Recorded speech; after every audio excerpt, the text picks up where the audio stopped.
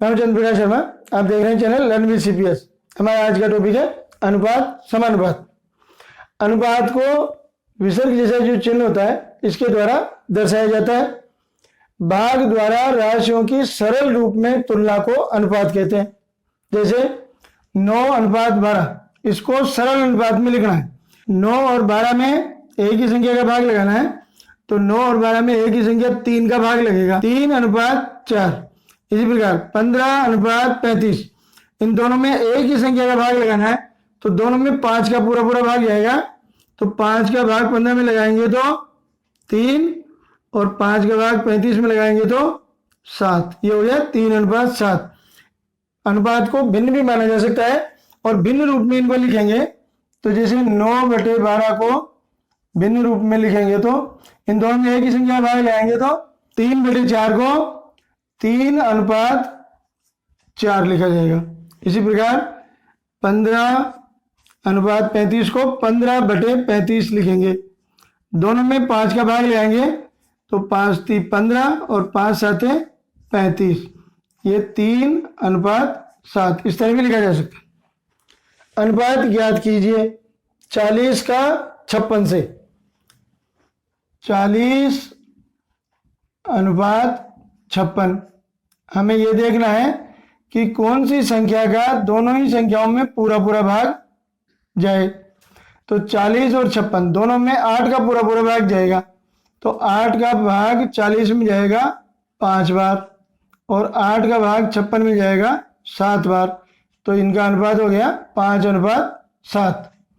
180 का 60 से।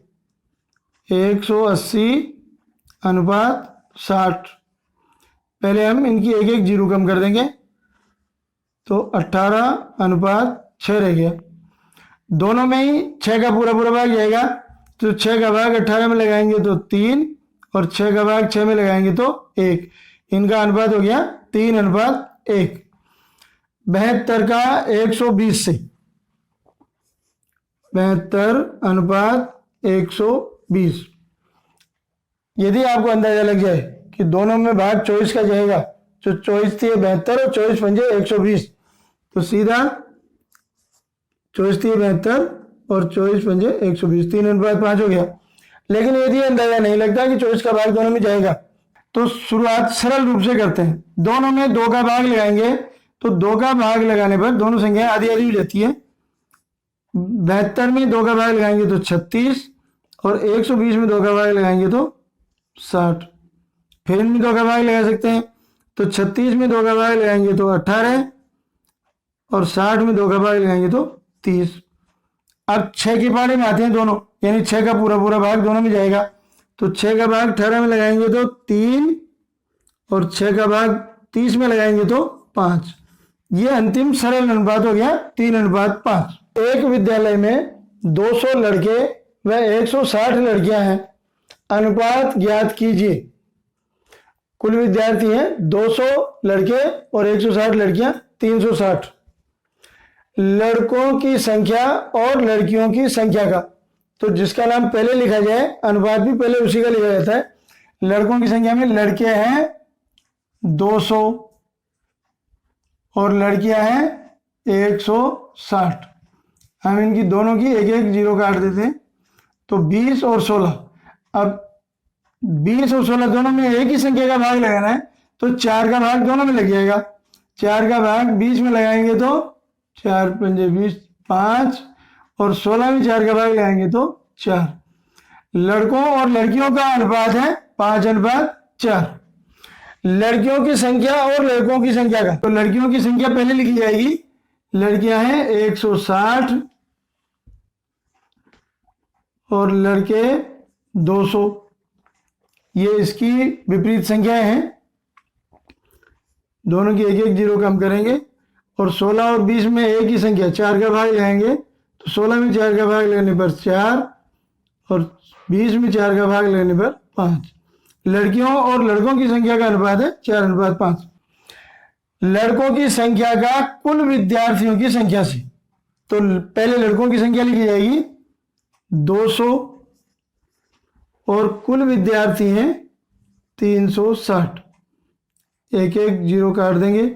20 और 36 दोनों में 4 का भाग जाएगा, तो 4 का भाग 20 में लगाएंगे तो 5 बार, और 4 का भाग 36 में लगेगा तो 9 बार। तो लड़कों की संख्या और कुल विद्यार्थियों की संख्या का अनुपात है 5:9।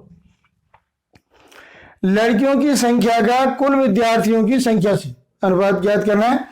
लड़कियां हैं 160 और कुल विद्यार्थी 360। एक एक जीरो काटेंगे, दोनों में 4 का भाग लगाएंगे। 16 में 4 का भाग लगाएंगे तो 4, और 36 में 4 का भाग लगाएंगे तो 9। लड़कियों की संख्या और कुल विद्यार्थियों की संख्या का अनुपात है 4:9। अनुपात द्वारा राशियों की तुलना तभी की जा सकती है जब वे राशियां एक ही इकाई में हो। यदि राशियां समान इकाई में न हो तो पहले उन्हें समान बनाकर फिर अनुपात ज्ञात किया जा सकता है।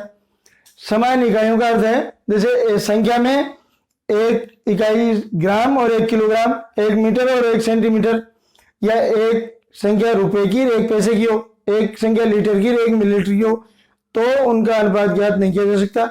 उन दोनों को पहले एक इकाई में बनाना पड़ता है। जैसे 750 ग्राम और 3 किलोग्राम, इन दोनों को ही ग्राम में बदलना पड़ेगा। 3 किलोग्राम को ग्राम में बदलेंगे तब दोनों संख्याएं ग्राम की हो जाएगी, उसके बाद अनुपात ज्ञात किया जाएगा। तो इसका करके देखते हैं। 750 ग्राम है, अब 3 किलोग्राम को ग्राम में परिवर्तित करेंगे। 1 किग्रा बराबर, किग्रा मतलब किलोग्राम, 1 किलोग्राम बराबर 1000 ग्राम होते हैं। तो 3 किलोग्राम बराबर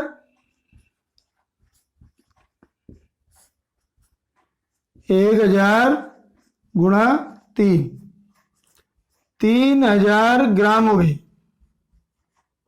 अब दोनों इकाइयां ग्राम की हो गई। 750 ग्राम ये, और 3 किलोग्राम के 3000 ग्राम हो गए, 3000 ग्राम। अब अनुपात ज्ञात करेंगे। पहले दोनों का एक एक जीरो काट लेंगे। 75 और 300 रहेंगे। अब 75 और 300 को सरल अनुपात में बनाना है। दोनों में 5 के 5 का पूरा भाग लग जाएगा। 5 का भाग लगने का नियम है कि संख्या में इकाई के स्थान पर 5 या 0 होनी चाहिए। तो इन दोनों में, इसमें 0 है और इसमें 5 है, तो 5 का पूरा भाग दोनों संख्याओं में लग जाएगा। 5 का भाग 75 में लगाएंगे तो 15, और 5 का भाग 300 में लगाएंगे तो 60। फिर इनमें 5 का भाग लगाया जा सकता है दोनों में ही। एक में 5 है इकाई के स्थान पर और एक में 0 है, तो 5 का भाग 15 में लगाएंगे तो 3, और 5 का भाग 60 में लगाएंगे तो 12। सीधा 15 का भाग भी लगाया जा सकता है। 15 एकम 15 1, और 15 चौके 60 4, तो 1:4 हो सकता है। इन दोनों में अब 3 का भाग लगाएंगे तो 3 का भाग 3 में 1 बार, और 3 का 12 में 4 बार। ये राशियां हैं 1:4, यानी 750 ग्राम और 3 किलोग्राम का अनुपात है 1:4। इसी प्रकार 5 मीटर और 75 सेंटीमीटर। अब मीटर और सेंटीमीटर अलग अलग इकाइयां हैं, इसलिए हम इनको एक बनाएंगे। पहले 5 मीटर को सेंटीमीटर में बदलेंगे। 1 मीटर बराबर 100 सेंटीमीटर, तो 5 मीटर बराबर 100 गुणा 5, 500 सेंटीमीटर हो गए। अब 5 मीटर ये हो गए 500 सेंटीमीटर, और इधर है 75 सेंटीमीटर। इनका अनुपात ज्ञात करना है। इनमें भी 5 का पूरा भाग चल जाएगा। दोनों में 5 का भाग 500 में लगाएंगे तो 100, और 5 का भाग 75 में लगाएंगे तो 15। फिर इन दोनों में 5 का पूरा भाग लगाते हैं। 5 का भाग 100 में लगाएंगे तो 20, और 5 का भाग 15 में लगाएंगे तो 3। ये 20:3 है। किसी भी अनुपात का तुल्य अनुपात अंश व हर दोनों को एक समान संख्या से गुणा या भाग द्वारा ज्ञात किया जा सकता है। गुणा और भाग विपरीत संक्रियाएं हैं। इसी प्रकार जोड़ और घटाव भी विपरीत संक्रियाएं हैं। तो गुणा या भाग द्वारा तुल्य भिन्न बनाई जा सकती है। उसमें अंश व हर दोनों को एक ही संख्या से गुणा या भाग करना पड़ता है। अब हमें रिक्त स्थानों की पूर्ति करके बताना है कि क्या ये तुल्य अनुपात है। 16/28, 28 के स्थान पर 7 आ गए। ये 7 क्या संक्रिया करने से है? यदि आगे की संख्या कम हो रही है तो इसका अर्थ है कि इस संख्या में भाग लगाया गया है। अब किस संख्या में भाग लगाया गया है ये हम 7 का भाग लगाकर ज्ञात करेंगे। 7 का भाग लगाएंगे 28 में, 7 चौके 28, 4 है, यानी 4 का भाग दोनों में लगाया गया है। तो 4 का भाग 28 में लगाए तो 7 आ गए, और 4 का ही भाग 16 में लगाएंगे तो 4 आएंगे, 4 चौके 16। अब इससे आगे वाली संख्या बड़ी हो रही है, 4 के बाद 12, इसका मतलब अब गुणा किया गया है। तो इन दोनों संख्याओं को किसी एक ही संख्या से गुणा किया गया है। तो 4 को किस संख्या से गुणा किया गया है? जब 12 है, 12 4 का ही गुणज है, 4 दूनी 8, 4 3 12, यानी 4 को 3 से गुणा करने पर 12 आए हैं। तो 7 को भी 3 से ही गुणा करेंगे, तो 7 को 3 से गुणा करेंगे तो 3 सते 21। ये सभी तुल्य अनुपात है। 54/18, आगे की संख्या कम हो रही है, इसका मतलब इन दोनों संख्याओं में किसी संख्या का भाग लगाया गया है। तो किस संख्या का भाग लगाया गया है ये देखने के लिए हम 27 का भाग 54 में लगा के देखेंगे। 27 का भाग 54 में लगाएंगे तो 27 दूनी 54, 2 है, यानी इन दोनों में ही 2 का भाग लगाया गया है। 2 का भाग 54 में लगाए तो 27, और 2 का भाग 18 में लगाएंगे तो आएंगे 9। अब इससे आगे वाली संख्या बड़ी हो रही है, इसका मतलब ये गुणा हुआ है। तो 9 को किस संख्या से गुणा करेंगे? 45 है, तो 9 का पढ़ा या टेबल बोल के देख सकते हैं, या 9 का 45 में भाग लगा भी देख सकते हैं। 5 बार में 45 आए, यानी 9 को 5 से गुणा किया तो 45 है, 9 पंजे 45। तो 27 को भी हम 5 से ही गुणा करेंगे, तो 27 और 5 को गुणा करेंगे तो 27 पंजे 135। ये सभी तुल्य अनुपात है। 350 रुपए को मोहन व सोन के बीच 3:4 में बांटिए। 350 रुपए और मोहन और सोन को 3:4 में इन रुपयों को बांटना है। कुल रुपये हैं 350। मोहन व सोन का अनुपात है 3:4। दोनों के अनुपातों का योग, इस 3 और 4 अनुपात का योग करेंगे तो योग है 7। मोहन का हिस्सा 7 में से 3 और सोन का हिस्सा 7 में से 4 है, तो मोहन का हिस्सा है 3, 7 में से 3 मोहन का हिस्सा और अनुपातों का योग 7। 3/7 का मतलब 7 में से 3 गुणा 350 रुपये। अब 7 का भाग लगाएंगे 350 में, तो 7 पंजे 35 और 0 50। 50 और 3 को गुणा करेंगे तो 0 और 5 3 15, 150 रुपये। ये मोहन का हिस्सा है। सोन का हिस्सा 7 में से 4 है, कुल अनुपातों का योग 7, और उसमें से सोन का हिस्सा 4/7 गुणा 350। 7 का भाग लगाएंगे 350 में तो 50 है, और 50 और 4 को गुणा करेंगे तो 200 रुपये। मोहन और सोन को 3/4 में 350 रुपये बांटने पर मोहन को 150 रुपये मिलेंगे और सोन को मिलेंगे 200 रुपये। एक पिता व उसके पुत्र की वर्तमान आयु क्रमशः 50 वर्ष व 20 वर्ष है, अनुपात ज्ञात कीजिए। यानी पिता की वर्तमान आयु 50 वर्ष है और पुत्र की वर्तमान आयु 20 वर्ष है। तो अनुपात ज्ञात करना है पिता व पुत्र की वर्तमान आयु का।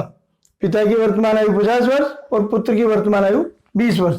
तो अनुपात पिता का अनुपात 50 और पुत्र का अनुपात 20, दोनों की एक एक जीरो हटा देंगे तो 5:2। ये वर्तमान अनुपात है। पिता की आयु का पुत्र की आयु से जब पिता 45 वर्ष का था, वर्तमान में पिता 50 वर्ष का है, तो 45 वर्ष का कब था? 5 वर्ष पहले। 50 में से 45 कम करेंगे तो 5 वर्ष, तो 5 वर्ष पूर्व पिता की आयु तो 45 वर्ष थी, और 5 वर्ष पूर्व पुत्र की आयु 20 में से, जो वर्तमान आयु 20 वर्ष है, उसमें से 5 कम करेंगे तो 15 वर्ष है। तो 5 वर्ष पहले पिता की आयु 45 वर्ष और पुत्र की आयु 15 वर्ष थी। अब इनका अनुपात निकालना है। दोनों में 15-15 का भाग लगा देंगे। तो 15 का भाग 45 में लगाएंगे तो 3 और 15 का भाग 15 में लगाएंगे तो 1। 3:1।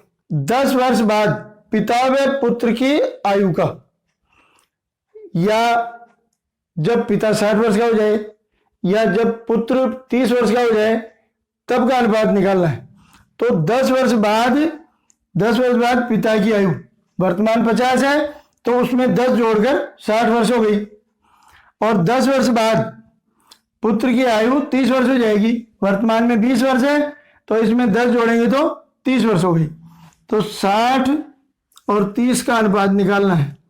ये दोनों की 10 वर्ष बाद की आयु है तो दोनों की एक जीरो हटा देंगे तो 6:3। फिर दोनों में 3 का भाग लगा देंगे तो 3 दूनी 6 और 3 एकम 3। 2:1। ये 10 वर्ष बाद का अनुपात है। 4 राशियों में यदि पहली व दूसरी राशि का अनुपात तथा तीसरी व चौथी राशि का अनुपात समान हो तो वे संख्याएं समानुपात में होती है। समानुपात दर्शाने के लिए यह अनुपात के डबल चिन्ह जो होता है इसका प्रयोग किया जाता है या बराबर का चिन्ह का प्रयोग किया जाता है। जैसे 5:7 समानुपात 25:35। तो ये समानुपात है कैसे, ये देखते हैं। ये तो 5:7 है ही। समानुपात 25 और 35 दोनों में 5 का पूरा भाग जाएगा। तो दोनों में 5 का भाग लगाएंगे तो 5 का भाग 25 में लगाएंगे तो 5 और 5 का भाग 35 में लगाएंगे तो 7। ये दोनों अनुपात एक समान हो गए, इसलिए ये राशियां समानुपात में है। समानुपात की चारों राशियों को पद कहा जाता है। मध्य की दोनों राशियों को मध्य पद और जो दूसरी और तीसरी राशि होती है उनको मध्य पद और पहली और चौथी राशि को बाह्य पद या चरम पद कहा जाता है। राशियां या संख्याएं समानुपात में तब होती है जब पहली और दूसरी संख्या का अनुपात और तीसरी और चौथी संख्या का अनुपात एक समान हो। तो हम देखते हैं पहली और दूसरी संख्या 12 और 48 का अनुपात 12:48। इन दोनों में 12 का भाग लगाएंगे तो 12 एकम 12 और 12 चौके 48। तो अब ये क्या बराबर है, 30 और 120 का अनुपात निकालेंगे। 30:120 दोनों की एक जीरो हटा देंगे तो 3:12 रहेंगे। अब दोनों में 3 का भाग लगाएंगे। 3 में 3 का भाग लगाएंगे तो 1 और 3 का 12 में भाग लगाएंगे तो 4। ये दोनों अनुपात बराबर हो गए। तो ये राशियां 12:48 समानुपात 30:120। 12:48 30:120 समानुपात में है। दोनों अनुपात बराबर हो गए तो ये राशियां समानुपात में है। इसी प्रकार 20, 50, 60 और 100 ये राशियां समानुपात में है या नहीं, तो हम पहले 20 और 50 का अनुपात निकालेंगे। 20 और 50 दोनों की एक जीरो हटा देंगे तो 2:5 हो गया। तो क्या ये बराबर है 60:100। इनमें भी एक जीरो हटा देंगे तो 6:10। इन दोनों की एक जीरो हटा दी। अब इन दोनों में 2 का भाग लगाएंगे। 2 का भाग जा सकता है इन दोनों में, तो 2 का भाग 6 में लगाएंगे तो 3 और 2 का भाग 10 में लगाएंगे तो 5।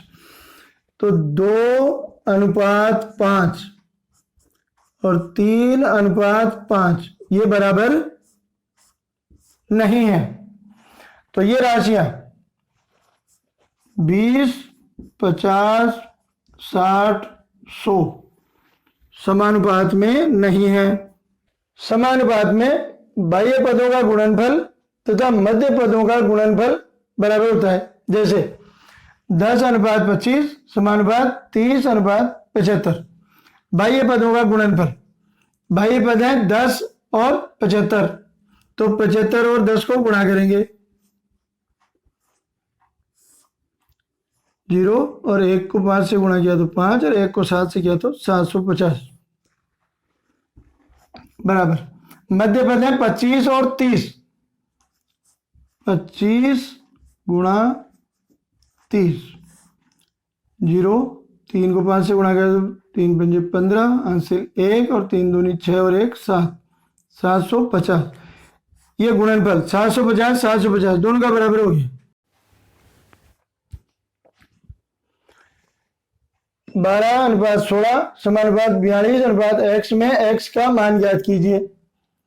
समानुपात में बाह्य पदों का गुणनफल और मध्य पदों का गुणनफल बराबर होता है, तो बाह्य पदों का गुणनफल 12 और x, 12 गुणा x बराबर मध्य पदों का गुणनफल 16 और 42 का, 16 गुणा 42 का गुणनफल बराबर होता है।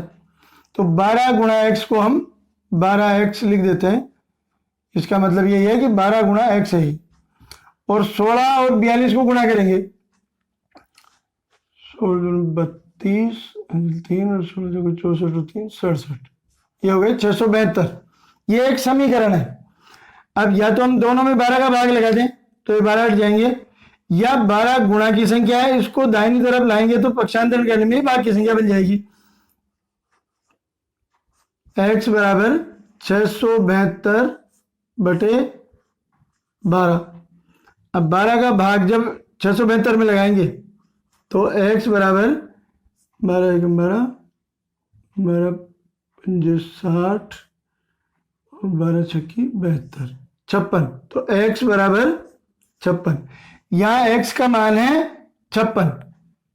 दूसरा 8:x समानुपात 34:85 में x का मान ज्ञात कीजिए। इसमें भैया बाह्य पदों का गुणनफल और मध्य पदों का गुणनफल बराबर होता है, तो मध्य पद लिखते हैं हम x गुणा 34 बराबर बाह्य पद है 8 और 85, तो 8 गुणा 85। ये x गुणा 34 है, इसको 34x लिखेंगे और 8 और 85 को गुणा करते हैं, 8 पंजे 40, 680।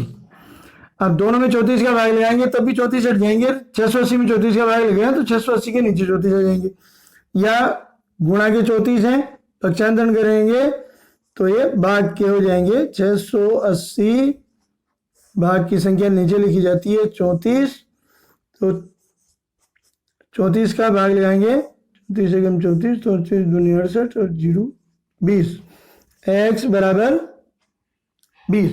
ये x के स्थान पर 20 है। अब हम x के मान को x के स्थान पर लिखकर इनके समानुपात होने की जांच करते हैं। 12:16 42 अनुपात x के स्थान पर x का मान 56 लिखेंगे। 12:16 इनका सरल अनुपात बनाएंगे तो दोनों में 4 का भाग लगाएंगे, 4 3 12 और 4 चौके 16 बराबर। इन दोनों में 14 का भाग लीजिएगा, 14 3 42 और 14 चौके 56, 3:4 3:4, दोनों अनुपात एक समान है। इसमें भी ऐसा ही करेंगे, हम x के मान को x के स्थान पर लिखकर इन राशियों के समानुपात में होने की जांच करेंगे। 8 अनुपात, अब x के स्थान पर लिखेंगे 20 समानुपात 34:85। इन दोनों में 8 और 20 में 4 का पूरा भाग जाएगा, 4 दूनी 8 और 4 पंजे 20, 8 और 20 का अनुपात हो गया 2:5 समानुपात या बराबर। 34 और 85 इन दोनों में 17 का पूरा भाग जाएगा, तो 17 दूनी 34 और 17 पंजे 85, ये दोनों अनुपात बराबर हो गए 2:5 2:5। तो ये समानुपात में है संख्या।